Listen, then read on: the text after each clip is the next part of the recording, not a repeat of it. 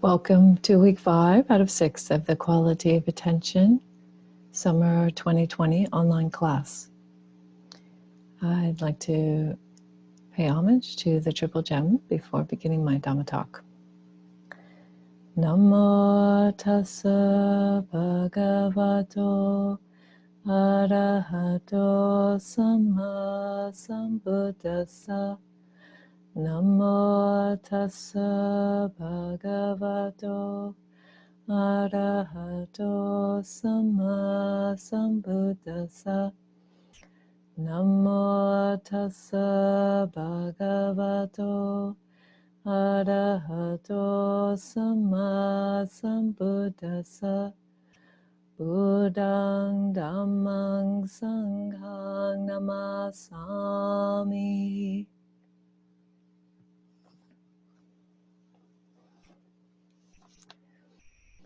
This week's topic is attention to emptiness.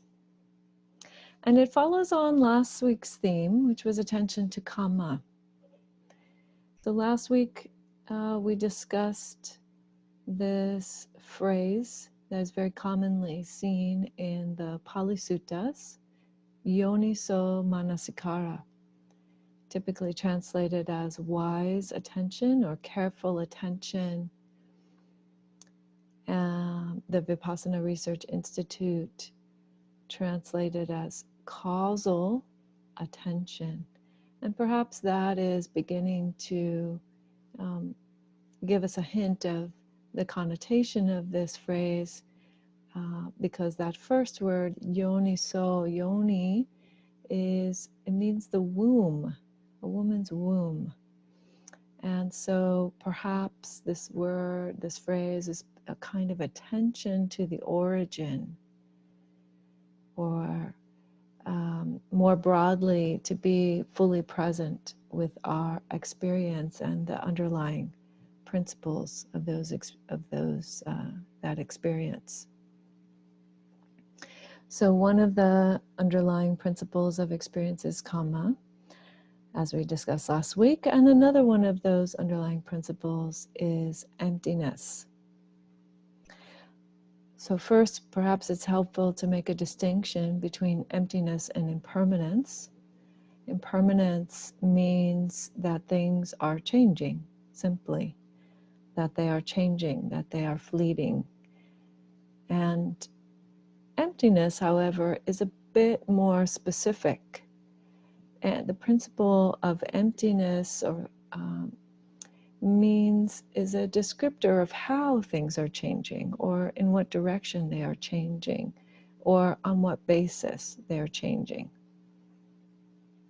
So as we saw in the article by Andrew Alensky, this term emptiness, or the attribute of empty, is described in different ways, understood in different ways in a variety of Buddhist traditions. So what I'd like to do is start with the early Buddhist sutta, the Chula Sunyata Sutta, and that is also from the Pali texts, and see how that manifests there, and then talk a little bit about how it evolved. So this is Majjhima Nikaya 121, and this is Bhante Sujato's translation of Middle-Length Discourse number 121. And it begins with the Venerable Ananda. And Ananda was the Buddha's attendant for a couple of decades, a little more than that actually. And he asked the question whether he remembered correctly that the Buddha had said that he abides in emptiness. And the Buddha responds to him, as you see here on this fourth line, the second line in bold, "Indeed, Ananda, you properly heard and remembered that. Now, as before, I usually practice the meditation on emptiness." And then he gives a teaching about how he understands emptiness and what the process and the value of this practice is. So he says, consider this house of Megara's mother. It's empty of elephants and cows and men and women. There's only this thing that is not emptiness, the oneness dependent on the mendicant Sangha. So he's talking about emptiness in a very mundane kind of way. So Megara's mother's house is where they were staying, the Buddha and Ananda and the mendicant Sangha. So as the Buddha very, very often did, he begins by pointing out the Dhamma right there in that moment, in that place where they were. And again, he's saying it's empty of elephants and cows. So there's an absence of that thing. But what there is the mendicant Sangha. So there's not an emptiness of that.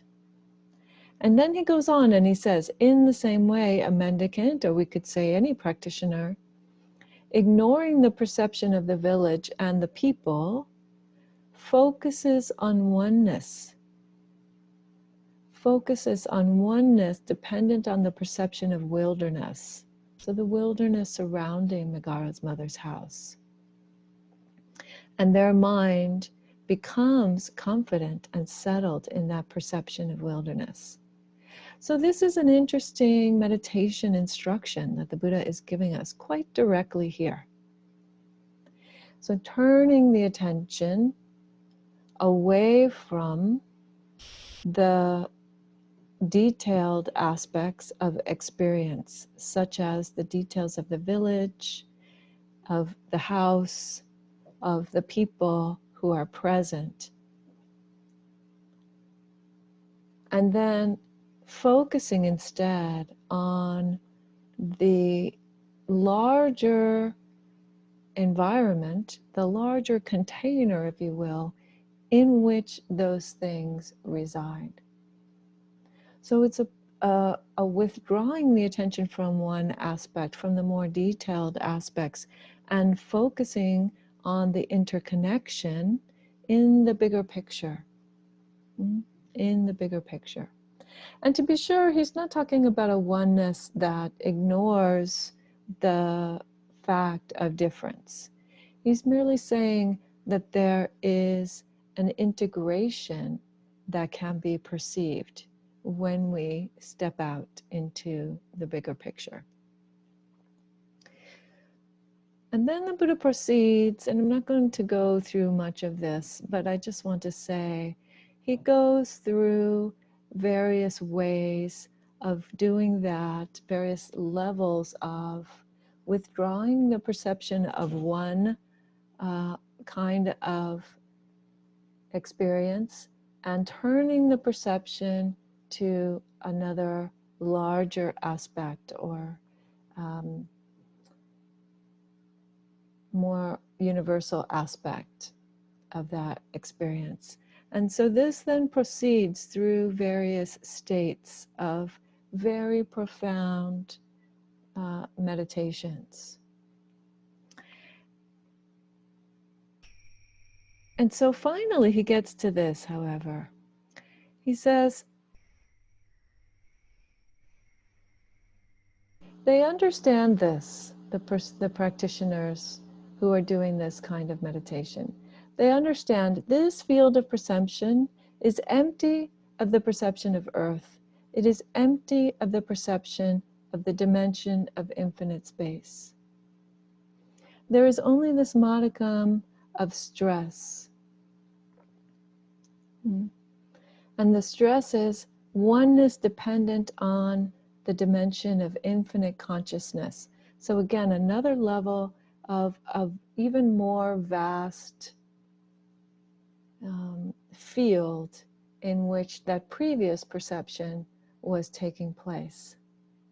But then he says very clearly, so they, practitioners, regard it as empty, that is, the infinite consciousness, as empty of what is not there, but as to what remains, they understand that it is present. And this is true of each of the phases that he has said previously, all the way back to the simplest of things, like what was present or not present in Megara's mother's house. Empty of what is not there, understanding what is present. So again, very, very simple way of sort of expanding from a mundane way of using this word emptiness into something more subtle and directly related to the experience of consciousness. And so I want to stop here also and say that I'm not recommending a kind of Olympics of meditation, that people should be striving for advancing along different forms of experience, meditative experience, to reach a certain level or to rank themselves on any kind of a ladder or any of those things. For me, I think it's most important, what I'm hoping to inspire you to do is to investigate your own experience of emptiness in whatever way you can approach that, in the physical form, in the mental form, in whatever way you feel a resonance with this teaching. And then he says, that's how emptiness is born in them. But then the most interesting part of this sutta comes along here.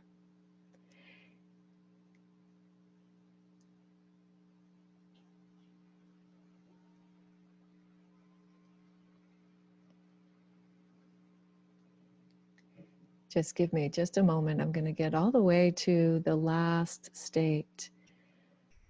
There we go. So a practitioner, ignoring the dimension of nothingness and the dimension of perception, neither perception nor non-perception, focuses on the oneness dependent on the signless immersion of the heart. And so this word that he's translating as heart here is chitta, but in this form, ceto samadhi, that's the immersion part, is the samadhi, the second half of it, and ceto is the form of chitta that goes together with that noun. So signless immersion, meaning a heart-mind experience that is free of the markers, free of any sort of markers, object markers. We could talk a little bit more about what that means.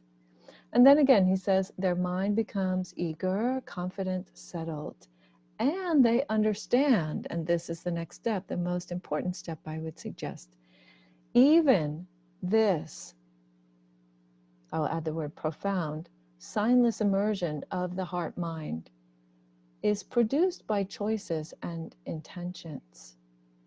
What kinds of choices and intentions, you might ask?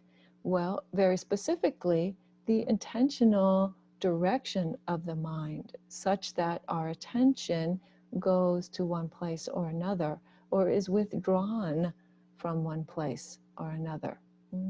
So those kinds of choices and intentions, as well as the ethical choices and intentions that set the groundwork for that. But they understand that whatever is produced by choices and intentions is impermanent and liable to cessation. So they see the conditionality of even these most profound, subtle, mental, meditative experiences that the Buddha is describing. And knowing that, then they are freed from ignorance. Then there is this penetrating insight into the nature of reality.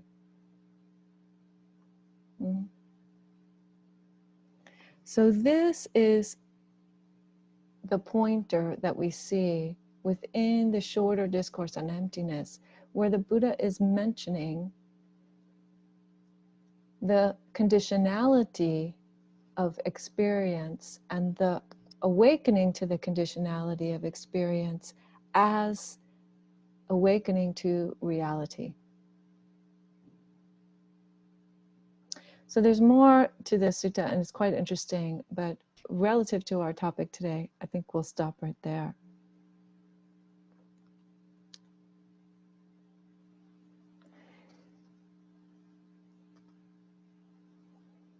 And now also noticing this particular aspect that the Buddha is speaking about in terms of the presence and absence of choices and intentions in the states of things which are empty, embedded in emptiness, if you will.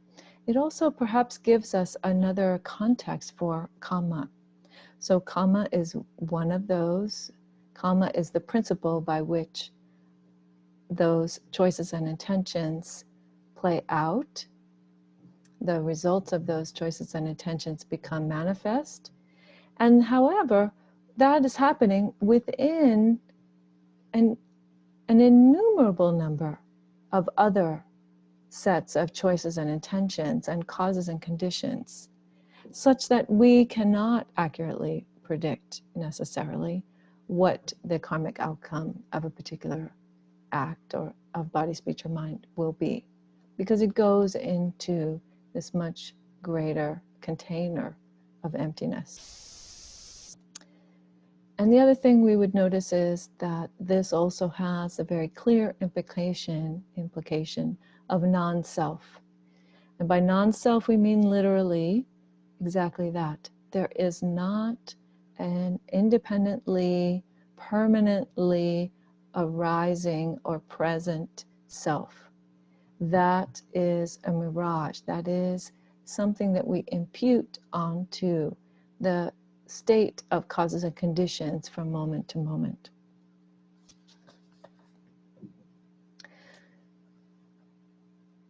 Understanding conditionality is the key. That's one of the key teachings of that discourse by the Buddha, and very important to our study of emptiness today. And then moving on, we begin to see how the Mahayana texts explain this principle and mention how it is actually observable not just in our own hearts and minds, but in all things, this state of emptiness. So the Mahayana text that I'm speaking to about in particular would be the Prajna Paramita texts, the great wisdom beyond wisdom is often how that is translated. Group of texts starting with the Ashta Sahasrika, which is the Prajna Paramita in 10,000 lines. And then we have the shorter versions, the Vajracchedika, which is the Diamond Sutra, and the shortest version, which is the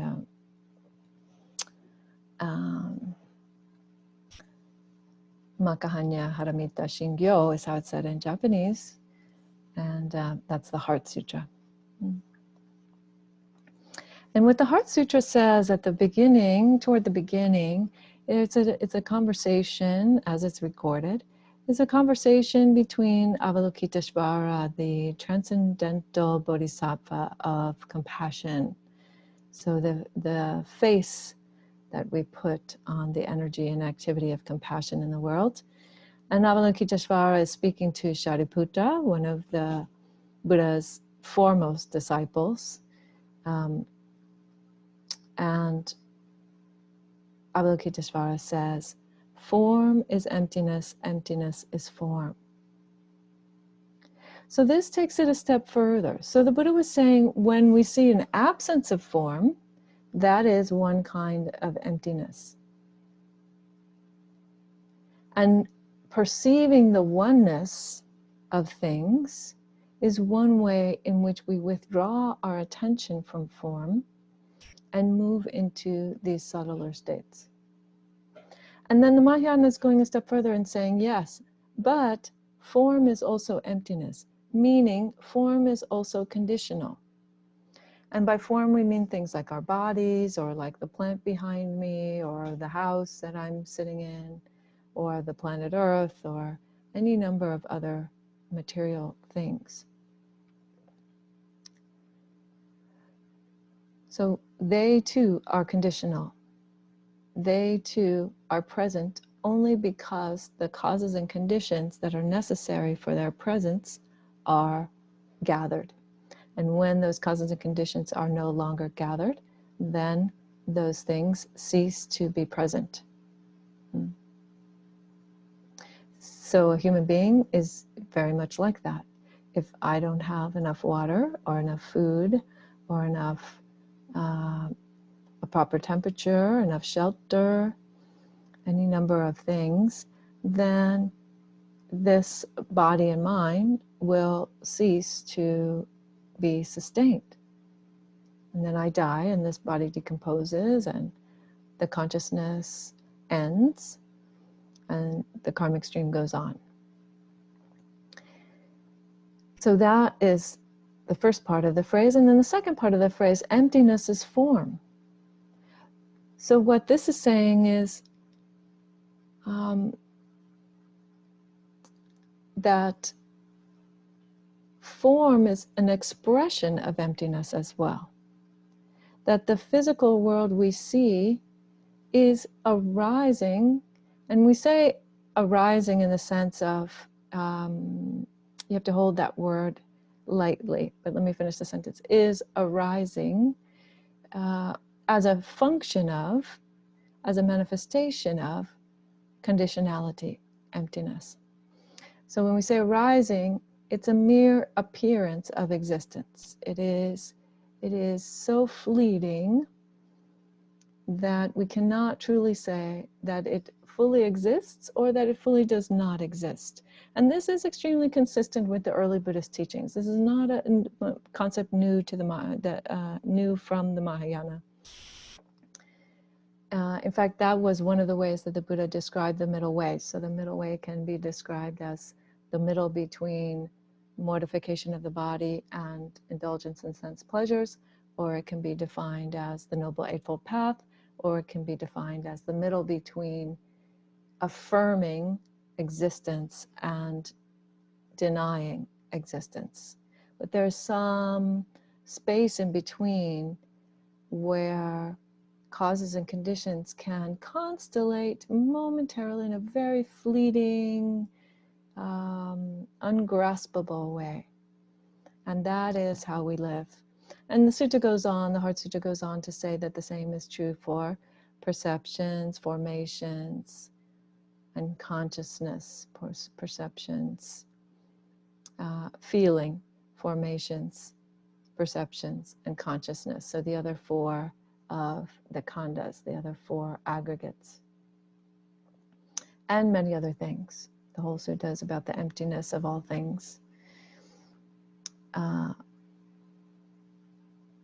And then we also see it in the Diamond Sutra, one of, as I mentioned a moment ago, one of the other Prajna Paramita texts, we see the teaching of the emptiness of emptiness. So emptiness is also conditional. The principle of emptiness works because of the interplay of different states in the universe.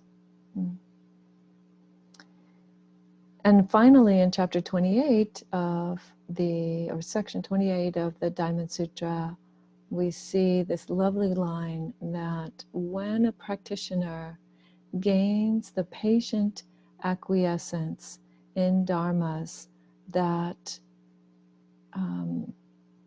do not arise or are not found or are conditional, that line is translated various ways.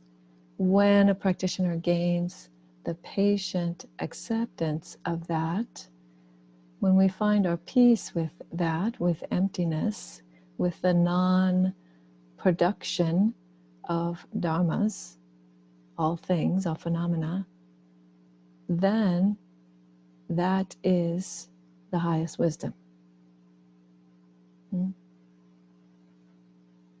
So emptiness is a pivotal, a foundational principle, foundational teaching within the Mahayana. And so we see then later Nagarjuna, one of the very, very revered masters of ancient times, also taught about emptiness. And I just want to mention also that in the Tibetan tradition, there's quite a bit of study of that, although we're not really focused on the Tibetan tradition's understanding particularly, but occasionally we might touch into that. So The Sun of Wisdom by Sultrim Gyatso, Khenpo Sultrim Gyatso, he writes this book, which is a very lovely explanation of the Tibetan tradition's understandings of Nagarjuna's teachings on emptiness. And he says this in the book, and I'll just share it with you rather than share another document on this week's page. He says, if we look at any particular result and first see that it requires a number of causes and conditions to come together to produce it, we can then look at those causes and conditions and see that each one of them as well requires an incredible number of causes and conditions to cause it to arise. We can go back and get to even the most subtle causes and conditions, and we find that these too do not exist independently, but rather can only exist in dependence upon a multitude of their own causes and conditions. Then we realize that nothing exists independently with a nature of its own, that there is nothing truly there. Everything is like a dream and an illusion.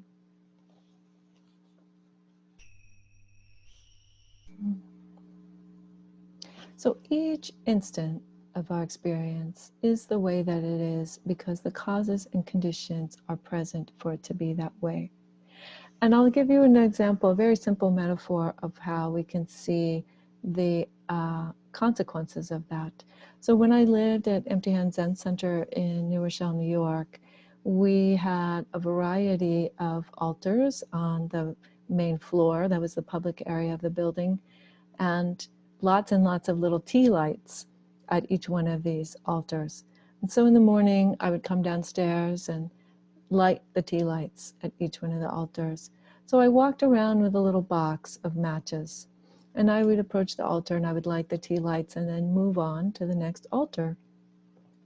And sometimes what would happen would be that I would arrive at an altar and I would pull a match out of the box and strike the match, and it wouldn't light, even though just a moment ago I had taken a match out of that very same box and I had struck that match in approximately the same way on the same box and produced fire. But now, a moment later, standing at a different shrine, holding a different match, even though it's the same box and the same striking, and presumably that match is made of the same stuff as the previous match, I would strike it, and no fire. So somehow the conditions were not present. The conditions for fire were not present in that match, at that altar. But in the previous altar, in just a few moments before that, the conditions were present for fire. So it's a very, very simple experience, but it taught me something about the nature of emptiness.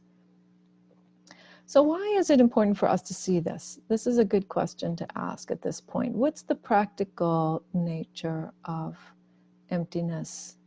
The practical insights that we might gain from an understanding of emptiness or an experience, a visceral experience of emptiness. So I want to suggest that seeing emptiness in our experience, in our hearts, minds, bodies, and the environment around us, seeing emptiness can help you drop your confusion about the nature of the world. It can help you drop some of your expectations, just like expecting there to be fire with this match, because there was fire with the previous match. And also dropping some of the sense of self, the mirage, the expectation that there is a permanent abiding self that you're carrying around with you, or that lives within you, or that lives outside of you, or that moves from body to body, or these kinds of ideas that we sometimes get. So this week we'll do an exercise in pairs around how to discern emptiness in our experience. We'll do some dyads in Tuesday's discussion, live discussion group. Rather, not Tuesdays. Today's Tuesday. On Sunday's live discussion group. But in the meantime, let me give you another example of the value of understanding conditionality in our lives. So a few months ago, I was on Twitter and I was reading this tweet by a PhD psychology student, and she tweeted this. She said, "Psych students be like, I can't get mad about what you did because I understand why you did it. I can't get mad about what you did because I understand why you did it." And when I read that, I thought, oh, it's interesting that what she's describing there is an understanding of conditionality, an understanding of causes, underlying states that generate the result of this moment. And clarity about that, bringing a sort of perhaps not equanimity, but certainly a sort of clarity and ability to be present with those states without feeling challenged, without producing anger.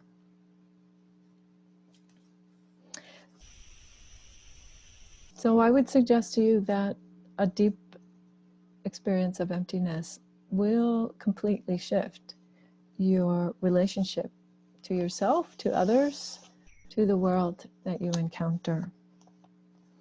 Another area where we can see this very clearly, I believe, is in our relationship to death.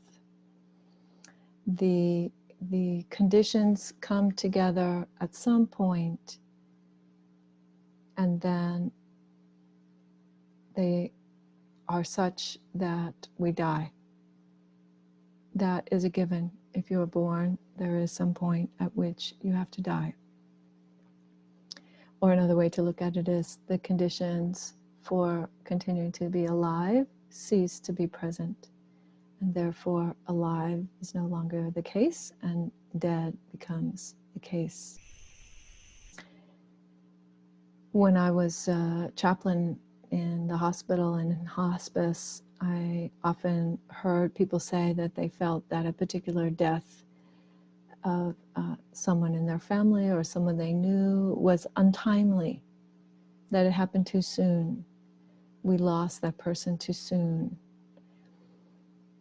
And I want to say, although I didn't speak to people in this way at that time, but I want to say to us as folks who are studying emptiness and causality, that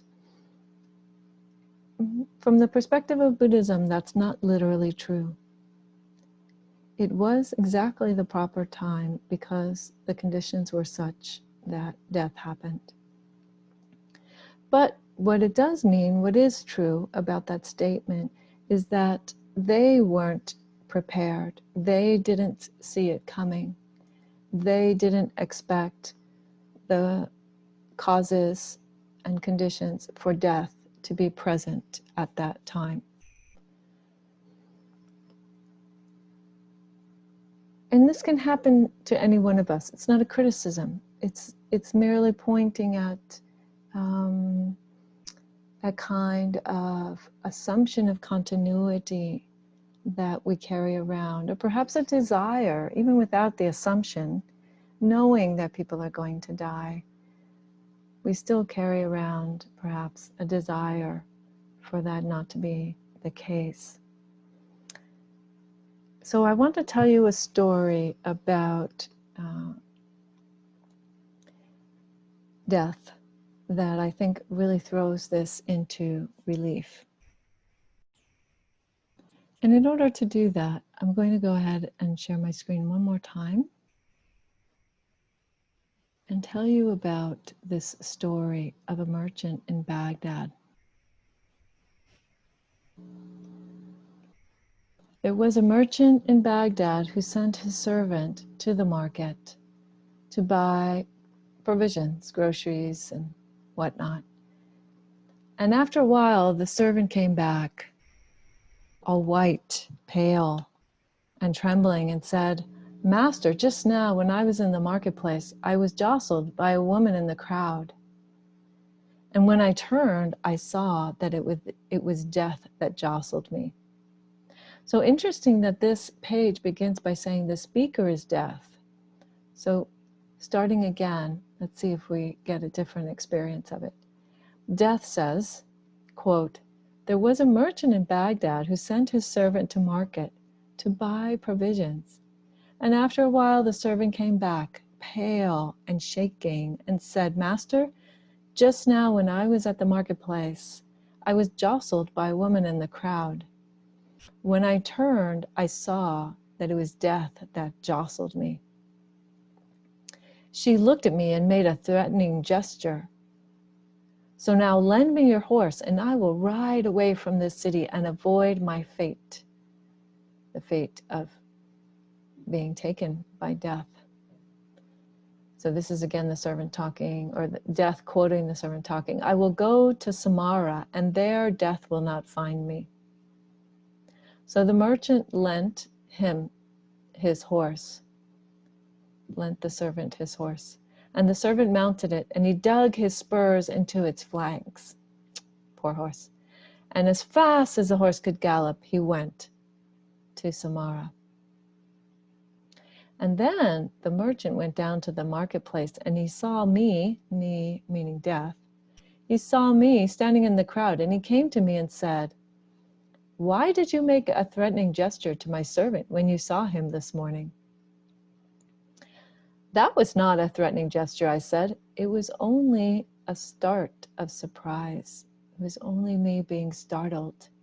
I was astonished to see him in Baghdad, because I have an appointment with him tonight in Samarra." A fascinating, fascinating story. I, death, have an appointment with him tonight in Samarra.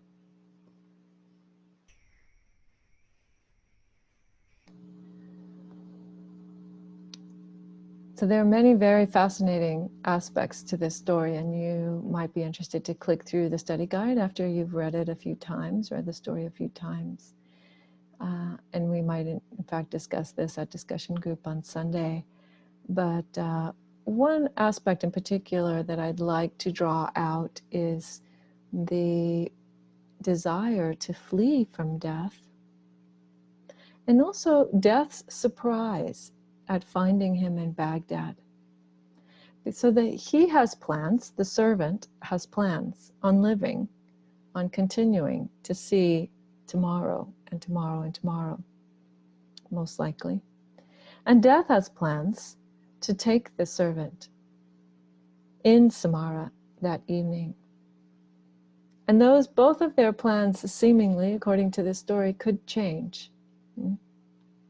Could change. But the fact is that death is coming sooner or later. And the servant actually created the causes and conditions by which death could actually keep his appointment with him. And we don't know that side of things. We don't know much of the consequences that occur from our lives. And I would suggest that we can throw up our hands and say, "Oh, well, in that case, there's no point." Or what I recommend is that we actually make the most of our lives, make our lives into a wholesome, joyful, skillful, positive event as best we can, so that when and if we accidentally put the causes and conditions in place for our death, that we will feel resolved. We'll understand that the time has come, and when the time has come, then we are there. Or as Mary Oliver said in a poem that my dear, dear, dear Dharma grandmother, Blanche Hartman, Zenke, Reverend Zenke Blanche Hartman, used to quote quite often. Mary Oliver said, "When death comes, I want to be like a new bride, full of wonder." So entering into this principle of emptiness, of conditionality, can help us to also understand, find acceptance of death. And for that reason, I also shared Patachara's story this week. Patachara is actually the proper way that her name is pronounced, although it's very easy. Many people call her Patachara in the West. In any event, she also experienced death very directly, the teaching of death. She lost all of her family. So this is from this story is recounted in The Hidden Lamp. It was part of the readings for this week. And she lost all of her family very tragically, very suddenly, and very unexpectedly. In a single day, it said. Her husband, her children, her parents, her brother. And she was completely overwhelmed by this, just completely overcome. And so she was described as mad with grief. And she tore off her clothes and she stumbled around in a state of real pain, psychological, emotional pain, probably physical pain as well. But she happened to encounter the Buddha, and the Buddha stopped her and asked her to recover her presence of mind. And then he reminds her that for countless lives she has wept for folks who have died, that this is a universal human problem. It is her problem, but it's all of our problem. Everyone's problem. And then he says, he says something also very interesting. He says, I can't help you. Even the Buddha cannot help her. But he reminds her that she can help herself. She can help herself by learning something from death, by walking the path of awakening to the reality of our lives. Not just the reality of death, but really the reality of all the principles of our lives. How vast and interconnected we are, how fleeting and impermanent we are. So Patachara eventually became one of the awakened women, one of the arahants of the Buddha's time. He calls her out in the numbered discourses as one of the foremost bhikkhunis, one of, I believe it's 13 bhikkhunis that he names as foremost in various aspects of practice. So she could indeed help herself with support from the Buddha and the rest of the Sangha, and with her own history, right there in the midst of her own grief, her own suffering, she could walk the path of liberation. She could find her peace and presence with emptiness, with impermanence. So I hope that you too will have that same discovery, will have the support that you need to walk your own path, to take your own steps, to help yourself to liberation.